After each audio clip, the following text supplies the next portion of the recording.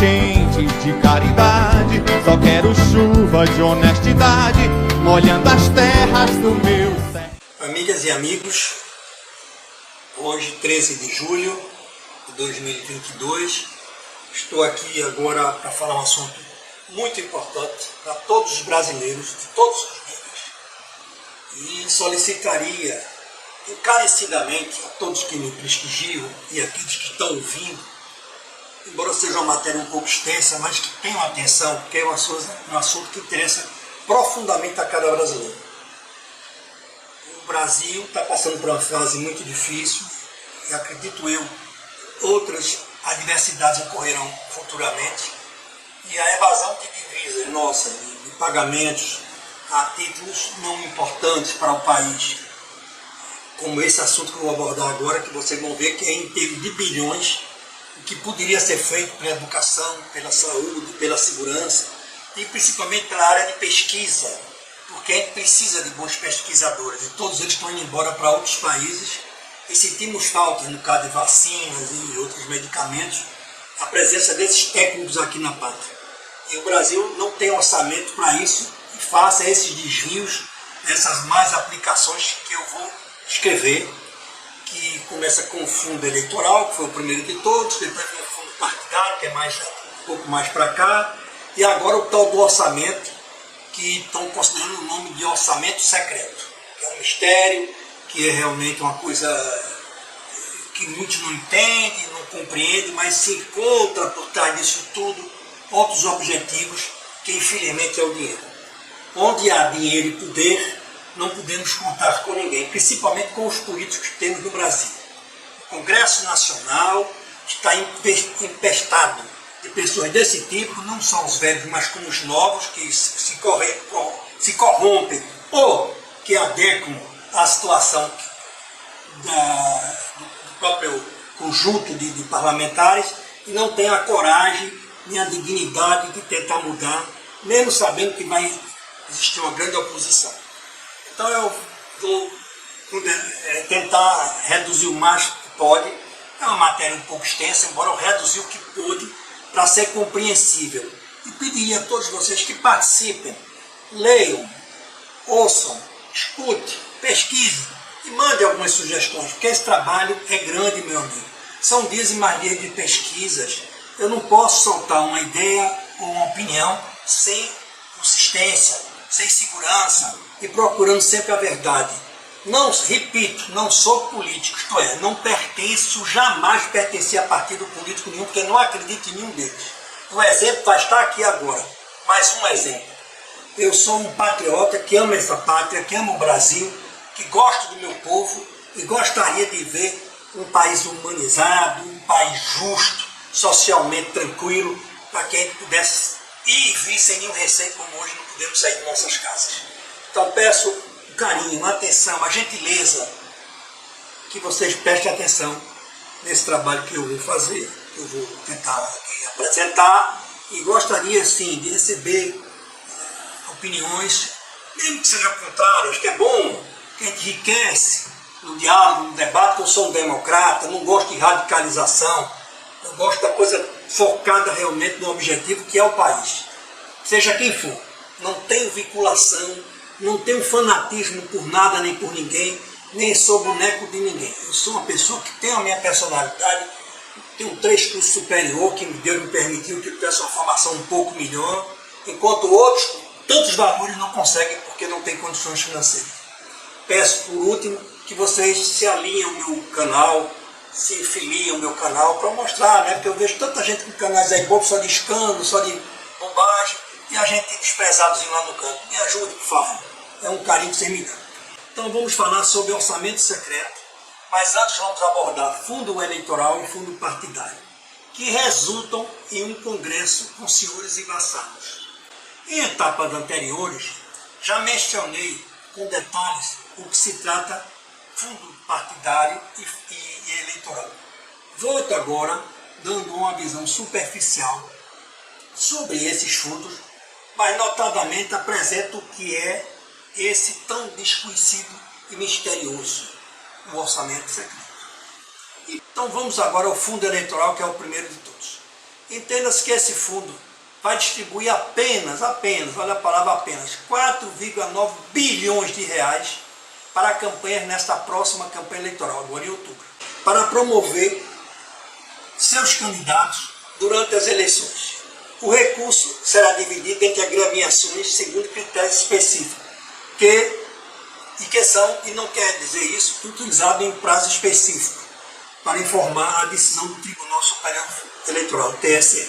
Um levantamento feito pela CNN, com os 32 partidos, que temos mais evidentemente, não são poucos, registrado na Justiça Eleitoral, as diversas legendas podem abrir mão desse recurso em prazo previsto, como mostra apenas um deles, o Novo, Partido Novo. Decidiu renunciar ao mecanismo de financiamento público de campanhas. O primeiro turno está marcado para o dia 2 de outubro e o segundo, se necessário, deverá ocorrer no dia 30 de outubro do mesmo ano, 2022. Aprovado em 2017 pelo Congresso Nacional, o Fundo Especial de Financiamento de Campanha, FEFC, conhecido também como Fundão, famoso Fundão, foi criado para compensar o fim, anunciado de 2 anos antes, do financiamento privado de campanhas eleitorais, contribuições privadas. Até 2015, as legendas eram autorizadas a receber doações de empresas, mas que foram dadas uma pausa nesse sentido. As doações de pessoas físicas continuam permitidas com limites de até 10% da renda bruta anual declarada na Receita Federal do ano anterior às eleições. E seria a única forma de financiar campanhas se não houvesse a criação do fundão, que direciona recursos do Tesouro Nacional aos partidos. Agora vamos ver a distribuição desses recursos, como funciona. O valor gerido pelo TSE é distribuído da seguinte forma: 48% de acordo com a representação das siglas nas câmaras dos deputados, 35% entre os partidos que possuem ao menos um parlamentar na casa e 15% de acordo com a representação das legendas no Senado Federal. E 2% igualmente em todas as agremiações políticas.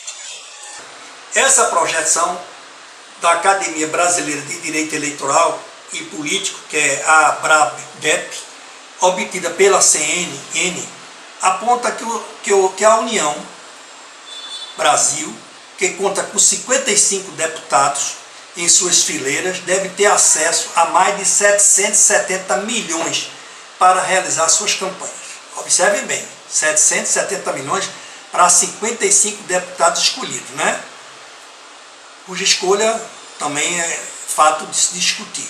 6 siglas PCB, PCO, PMB, PRTB, PSTU e o UP receberão o menor valor de financiamento deste ano, somente 2,9 milhões.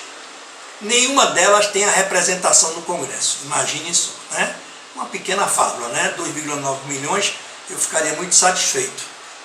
A cada eleição, o fundão cresce em volume de recursos a ser distribuído. Em 2018, as eleições gerais de 1,700 bilhões foram disponibilizadas às legendas. Em 2020, a quantia chegou a 2 bi e 3 milhões de reais. Em 2021, o presidente atual, o presidente Jair Bolsonaro, do PL, vetou o artigo do projeto da Lei de Diretriz Orçamentária aprovado por deputados e senadores, que previu um fundo eleitoral de 5,7 bilhões de reais. A proposta inicial do Planalto era que o valor chegasse a 2,1 bilhões, mas líderes governistas e também da oposição, porque nesse momento se juntam, os interesses pessoais estão acima de qualquer interesse do país, se juntam e revogaram, sancionaram, agora em janeiro, o recurso previsto para o financiamento da campanha. Então colocaram abaixo a decisão muito justa, muito real, muito patriota do nosso presidente Bolsonaro, é bom que se ressalte. Mas ele, infelizmente, vive na dependência desse Congresso. e fora o STF, mas a dependência toda dele depende do Congresso. Em março, por 9 votos a 2, o Supremo Tribunal Federal, o STF, validou o fundo eleitoral de 4,9 bilhões ao julgar uma ação do Partido Novo contestando a quantia.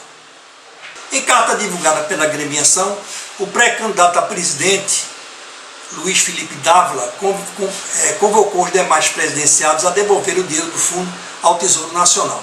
Uma atitude louvável, rara, difícil, e que eu rendo aqui minhas homenagens ao senhor doutor Luiz Felipe Dávila. Uma atitude mais do que digna e bonita e louvável.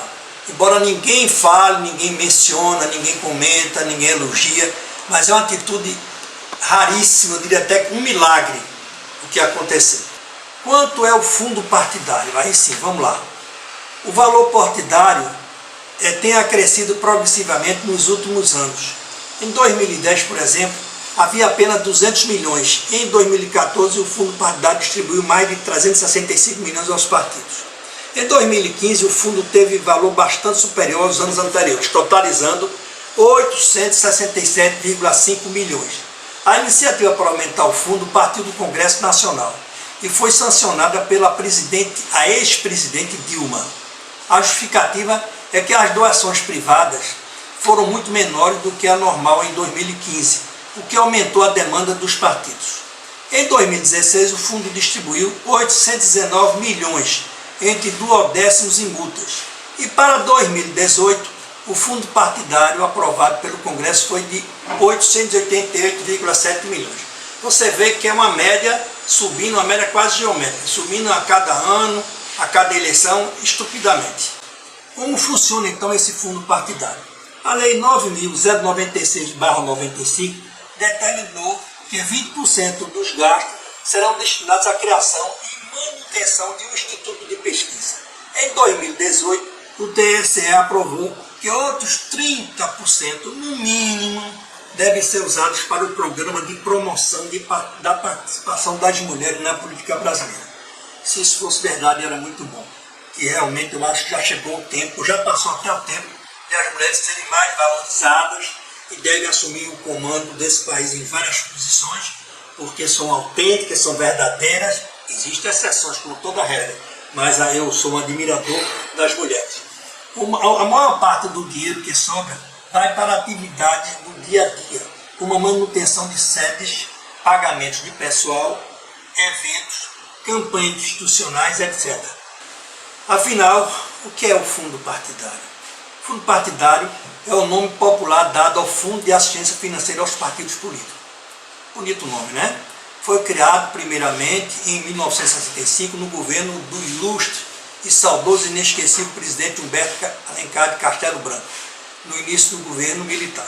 Seu objetivo seria garantir que os partidos também de autonomia financeira, permitindo sua assistência, criando espaço para a diversidade de ideias na nossa política. Muitas pessoas perguntam, de onde vem o dinheiro do fundo partidário? O pessoal quer saber de onde vem esse dinheiro, desse milagre financeiro. Bom, ele é composto a partir de dotações orçamentárias da União, multas e penalidades eleitorais, recursos financeiros legais e doações privadas. Isso é o básico desse fundo partidário. Hoje em dia, o fundo é distribuído entre os partidos da seguinte forma: 5% dos recursos são divididos igualmente entre todos os partidos. Os outros 95% são divididos proporcionalmente de acordo com a quantidade de votos que cada partido obteve para a Câmara dos Deputados nas últimas eleições gerais. Todos os meses, o Tribunal Superior Eleitoral, o TSE, libera recursos do fundo através de duodécimo, significa 12ª parte, por causa da divisão em 12 meses, e em um valor fixo. O fundo partidário deve ser extinto. Deve ser extinto. É uma pergunta que fazem constantemente. Há quem defenda e há quem critique o uso de verba pública para financiar as campanhas eleitorais. Do lado a favor, os principais argumentos são os que o fundo partidário garante que todos os partidos tenham recursos para fazer suas campanhas e assim almejar alguma representação na distância política. Na minha concepção, eu acho que os eleitos, no caso senadores e deputados, deviam contribuir mensalmente de sua renda, um valor X, como se fosse uma agremiação esportiva, e contribuir para o seu partido. E esse dinheiro se reverter pela eleição, e não jamais sair dos cofres da nação, que tem N prioridades que cima disso. Outra crítica comum é que o dinheiro do fundo poderia ser destinado a áreas de maior prioridade, como serviço público em geral. Finalmente, há grupos que defendem o fim do financiamento público de campanha, porque esse recurso incentivaria a proliferação de partidos fisiológicos. Você veja o aumento de partidos. Hoje tem mais de 37 partidos em que existem caciques, que são os beneficiados, que negociam horário de televisão, essas verbas, e me permitam dizer, muitos embolsam, viu? Muitos embolsam. É uma tristeza, mas é uma pura realidade. Então, há grupos que defendem o fim desse financiamento público de campanhas, porque esse recurso incentivaria, logicamente, a proliferação de partidos fisiológicos, partidos esses sem consistência ideológica, cujo fim seria apenas enriquecer seus membros, que eu repeti agora, seus membros e, principalmente, os caciques que mandam nessas agremiações. Esses dois fatos são facilmente comprovados por todos, basta investigar e fazer uma devida apuração que se chega lá.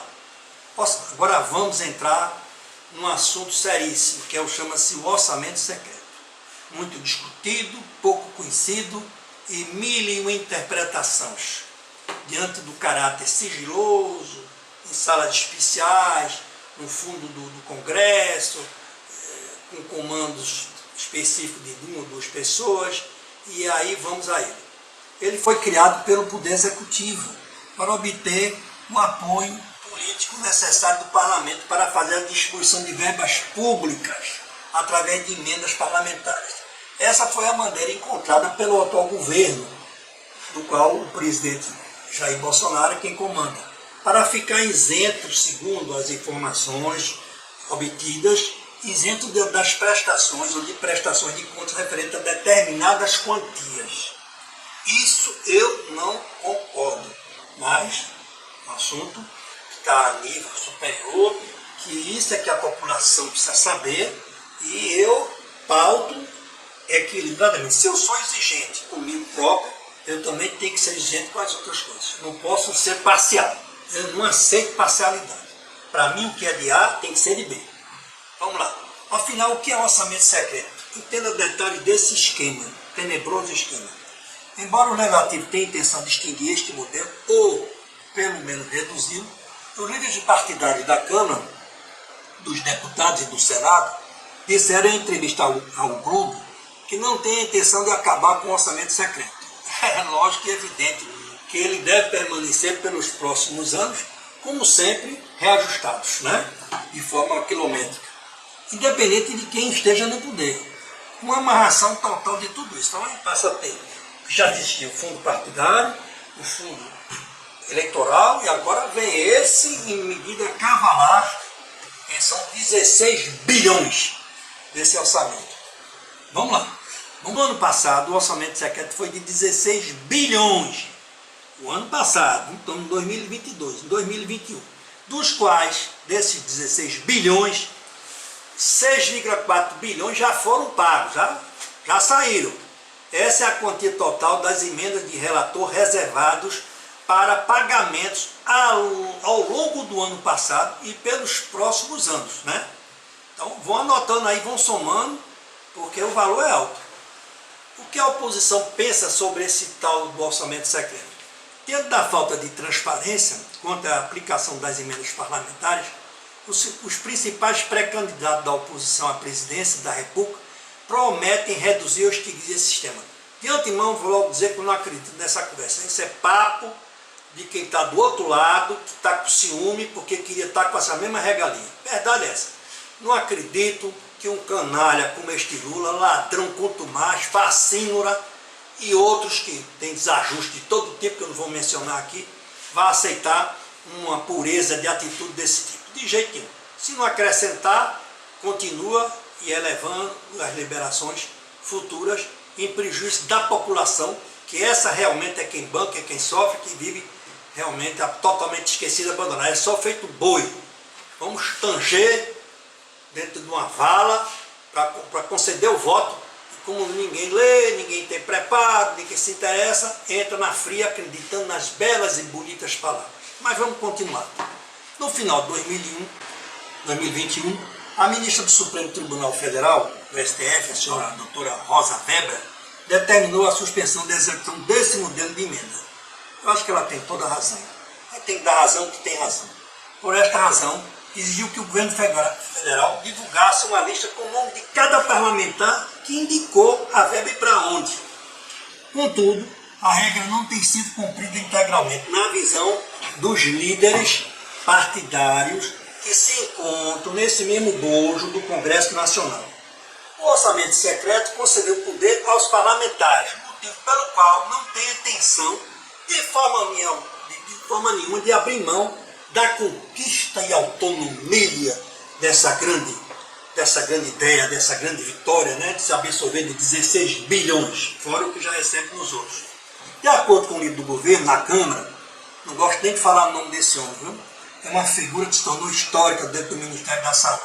Fez lá um balcão de negócio. É o seu deputado federal pelo Paraná, chamado Ricardo Barros.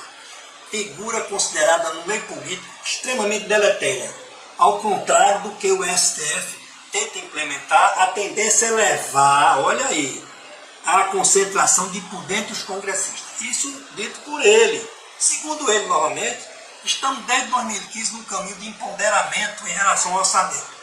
Pode o próximo governo propor uma redução da autonomia do relator geral? Pode. Isso é ele que diz. Mas é pouco provável, como sempre. Esse não é o caminho. Esse é um tema que não há o que fazer. O empoderamento só vai aumentar, diz o sabidão e esperto Ricardo Barros.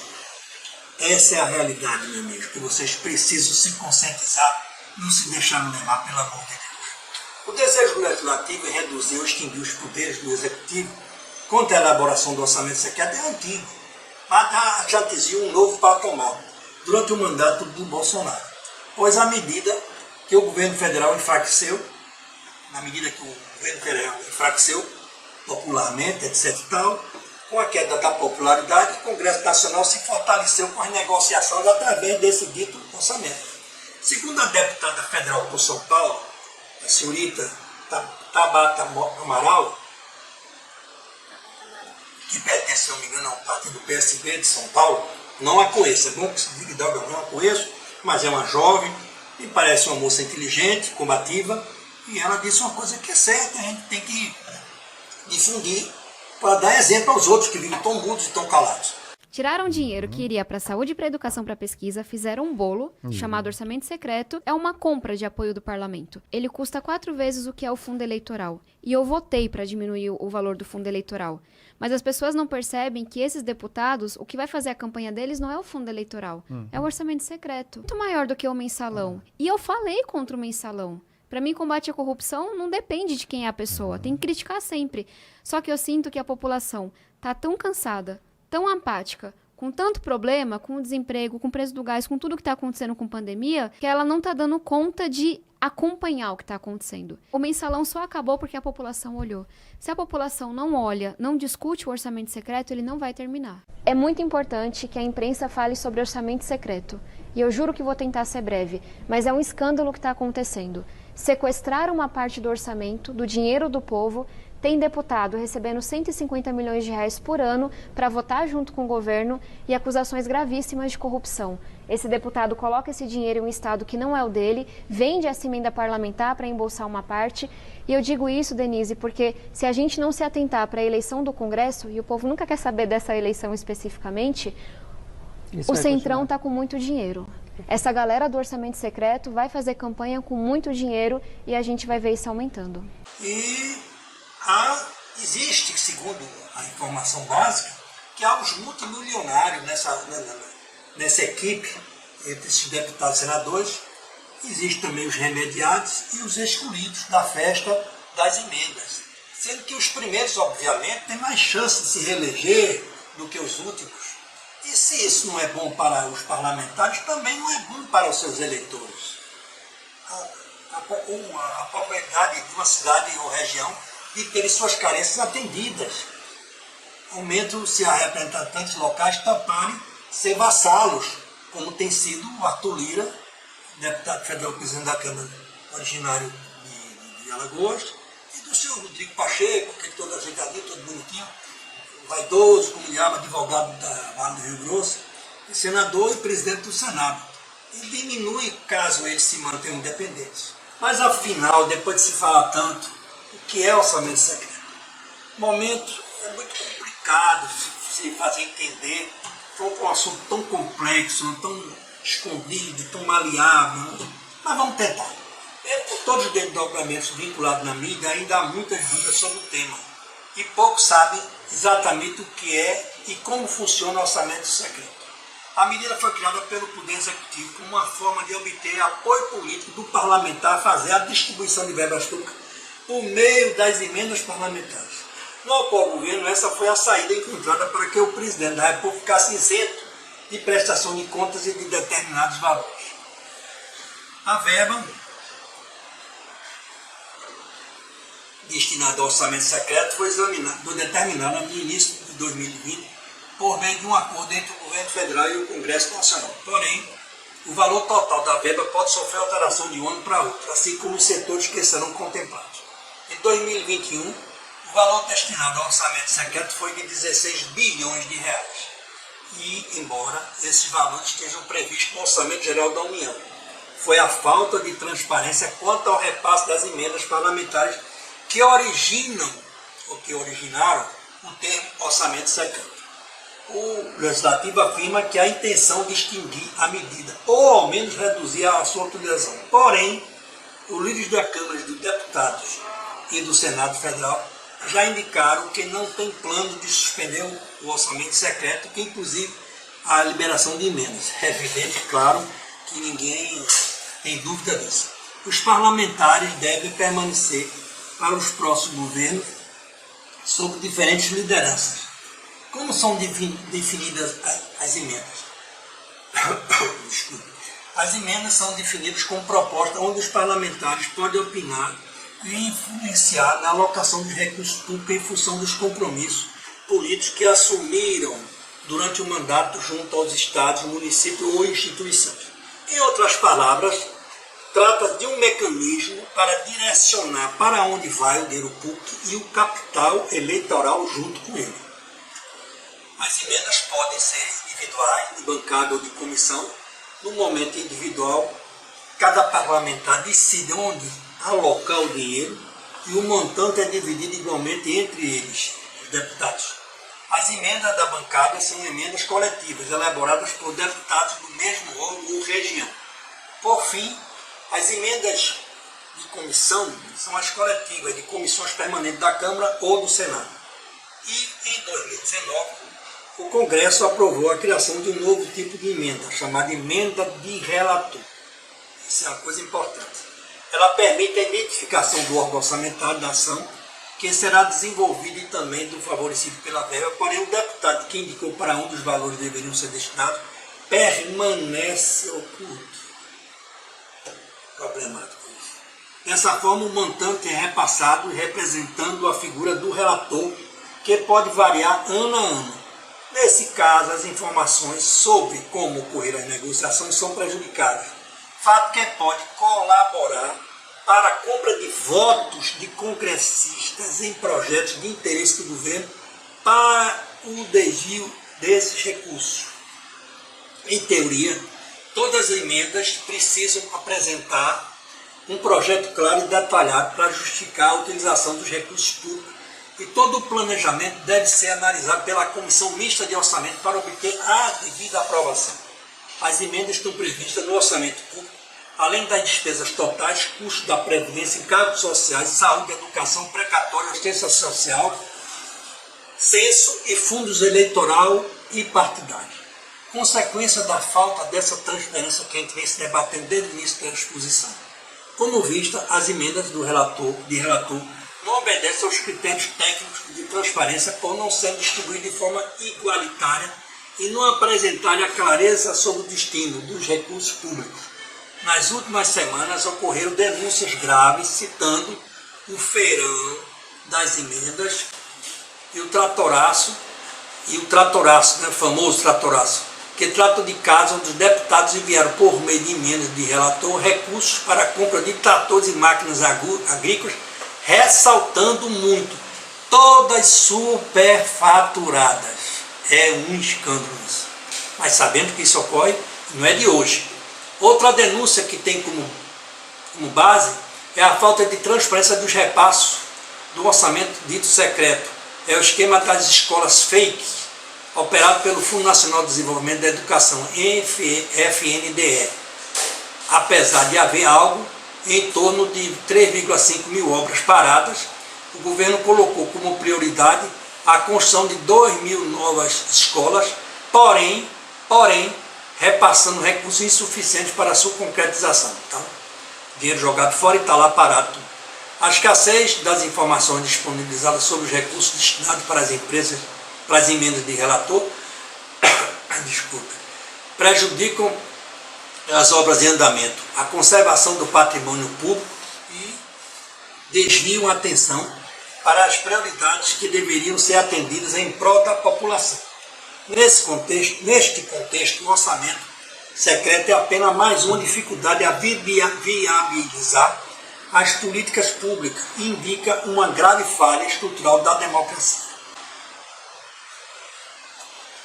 Meus amigos, eu fiz o possível para tentar reduzir, para que vocês entendam esse problema todo que é altamente preocupante, desgastante e que trazem graves sequelas ao Brasil, para as necessidades sociais que nós necessitamos. Então, não tem como reduzir, diante da importância do assunto aqui exposto, principalmente para trazer a todos da gravidade que implica esses tópicos, que retratam fielmente as alterações, que não são poucas, porque quando está em jogo os interesses, principalmente esses interesses pessoais e de poder, todos calçam o mesmo sapato e o tamanho é igual. É uma tristeza que eu digo isso, profundamente no meu coração. Mas não vejo nenhuma inovação, nenhuma renovação. E vejo que sistemática do passado, quantas nomenclaturas, quantas características estão sendo usadas para se atingir objetivos e os seus finalmente. Não são aqueles que os meios justificam os fins. A realidade nua e crua é essa.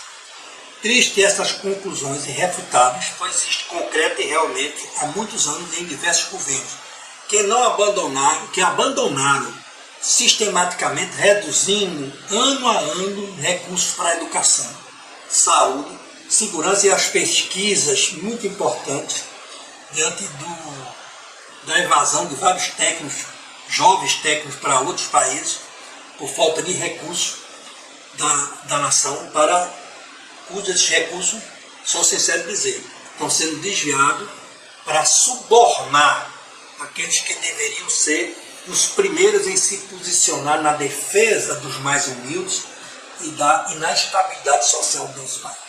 Isso eu queria que vocês botassem na cabeça que meu objetivo exatamente é esse. Eu não tenho nada contra ninguém, mas não posso ficar silencioso nem concordar com tanto descalabro, insensibilidade, falsidade, hipocrisia que a gente vê hoje nos três poderes. A realidade nua e crua é essa. Portanto, eu vou ter uma frase aqui, um pensamento que é meu. Gostaria que vocês meditassem sobre isso. A honestidade não se paga e nem se compra, tanto com dinheiro ou com elogios fáceis, mas deve ser reconhecida sempre através da honestidade da ação e principalmente na transparência dos seus atos. Pensem bem nisso que eu falo. As eleições estão aí, estamos próximos a ela. Vamos tentar, se não conseguir o ideal, porque é difícil o ideal, pelos candidatos que aí se encontram, principalmente no meu estado, Pernambuco, eu ainda não sei em quem votar. Mas vou ter que escolher forçosamente o menos ruim, o mais tolerável, para poder sufragar e não permitir que outros voltem, principalmente quando sempre foram dirigidos para o mal e para o prejuízo que sofremos até hoje e vamos levar muito adiante, de partidos políticos, de políticos que ocuparam o cargo de direção desse país, que não justifica nem há desculpa de forma nenhuma. Não vamos aqui discutir, quem procurar o Google vê a relação das falhas anteriores todos os desvios, todas as facraturas, tudo, ninguém é criança. Basta se ver. De repente, são pessoas que não tinham nada, hoje tem lanchas, iates, carros blindados, casas maravilhosas, como tudo dá-se de repente, como tudo fácil. Comprar mansões em Brasília de 19 milhões, de 10 milhões, tudo isso se passa e se passou e todo mundo sabe quem são. Não precisa eu citar aqui nomes, mas estou sincero em dizer isso a vocês. Eu não vou guardar isso comigo. Eu quero repassar e pedir a vocês apoio e meditação nisso tudo. Por favor, encareço, critique, faça algum comentário do que eu publiquei, do que eu falei, e espalhe, divulgue, repasse, e assim, se incorporando a nosso canal do YouTube, a Opinião Sem Rodeio, para que eu também não fique lá no cantinho escondido e esquecido. Um grande abraço para todos, desculpe o tempo que estou lendo. Que Deus nos ajude, e principalmente esse país.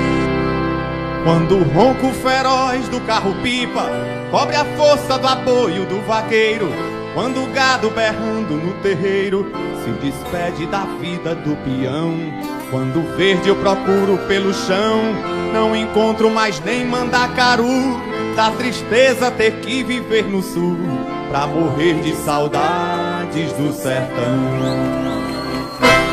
Eu sei que a chuva é pouca, que o chão é quente, mas tem mão boba enganando a gente, secando o verde da irrigação.